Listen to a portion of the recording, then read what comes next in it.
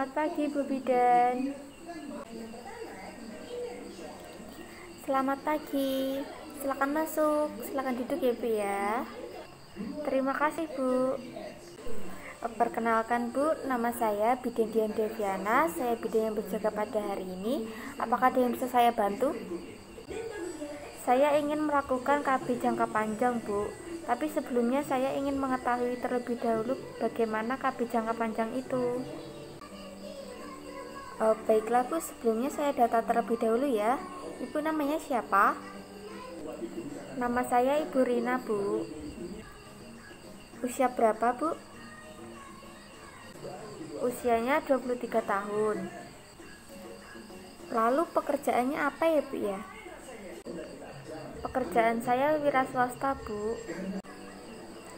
Baiklah Bu, di sini nanti saya akan menjelaskan dahulu apa itu tentang KB jangka panjang, kemudian jenis-jenisnya apa saja, kemudian manfaat serta kekurangannya ya Bu ya. Apakah Ibu sudah bersedia? Bersedia Bu Bidan. Jadi, alat kontrasepsi jangka panjang itu adalah alat kontrasepsi yang digunakan untuk menunda, menjarangkan kehamilan, serta menghentikan kesuburan yang digunakan dalam jangka waktu yang lama ya Bu ya. Nah, alat kontrasepsi jangka panjang ini dibagi menjadi dua bagian ya Bu. Ada yang non permanen dan permanen. Di sini nanti saya akan menjelaskan ada yang non permanen, yaitu ada IUD dan implan. Yang pertama yaitu alat kontrasepsi IUD, yang merupakan kontrasepsi non hormonal yang dipakai di dalam rahim ya Bu ya, yang bekerja untuk mencegah pembuahan sel telur oleh sperma. Biasanya jangka panjangnya itu sekitar 10 tahun. Kemudian cara kerja alat kontrasepsi jangka panjang IUD yaitu menghambat sperma untuk masuk ke saluran sel telur, sehingga sperma dan sel telur nantinya tidak akan bertemu, jadi tidak akan terjadi kehamilan ya Bu ya.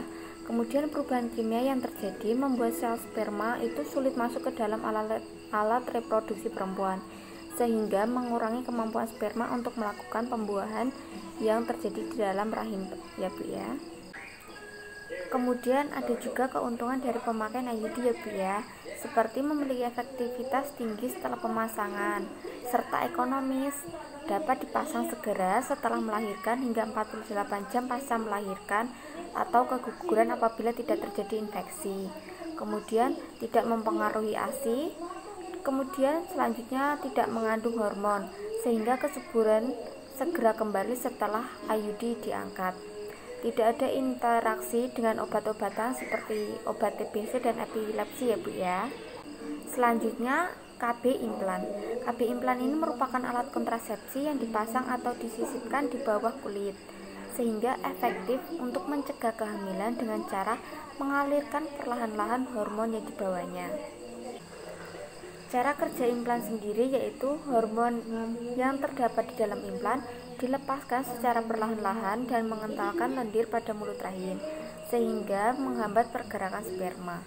Kemudian hormon ini juga mengganggu pembentukan lapisan pada dinding rahim atau endometrium, sehingga sel telur yang sudah dibuahi sulit untuk menempel pada dinding rahim dan kehamilan tidak akan terjadi ya Bu ya. Implan sendiri juga memiliki keuntungan seperti sangat efektif dalam mencegah kehamilan hingga 99,95%, ekonomis dan praktis. Yang kedua yaitu pengembalian kesuburan cepat setelah pencabutan implan. Yang ketiga, tidak mengganggu reproduksi ASI dan hubungan seksual. Kemudian tidak memerlukan pemeriksaan organ reproduksi. Yang terakhir yaitu mengurangi nyeri haid dan jumlah darah haid. Sampai sini penjelasan saya, apakah Ibu sudah paham? Lalu efek samping dari kedua pemasangan KB, IUD dan implan itu apa ya Bu ya?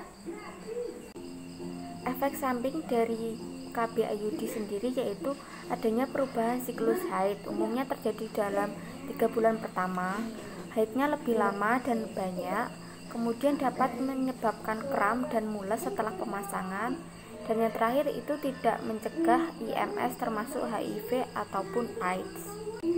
Sedangkan efek samping dari pemasangan KB implan yaitu yang pertama mempengaruhi periode haid jadi tidak teratur ataupun jarang. Kemudian perubahan berat badan, kadang pusing, kadang mual, tidak melindungi terhadap penularan AIDS atau IMS atau yang sering disebut dengan infeksi menular seksual. Dan yang terakhir yaitu efek pencegahan kehamilan menurun seperti menggunakan obat-obatan TBC ataupun epilepsi. Seperti itu Bu, apakah sudah paham? Sudah Bu? Baiklah, jika Ibu sudah paham, tolong jelaskan kembali bagaimana cara kerja KB implan itu ya Bu ya. Hormon yang terdapat pada implan itu dilepaskan secara perlahan-lahan sehingga memperlambat pergerakan sperma. Kemudian hormon juga mengganggu pembentukan lapisan sel dinding sehingga sel telur itu sulit menempel pada saat terjadi pembuahan sehingga tidak akan terjadi kehamilan. Baiklah Bu, dari penjelasan saya tadi, jika Ibu sudah paham, Ibu akan melakukan KB yang mana ya Bu ya? Saya memilih KB IUD Bu. Baiklah Bu, sebelum kita melakukan KB IUD, mohon untuk Ibu mengisi dan menandatangani informan konsen ini terlebih dahulu ya Bu ya. Baik Bu Bidan, jika sudah, mari ikut saya ke ruangan untuk melakukan KB IUD Bu. Baik Bu.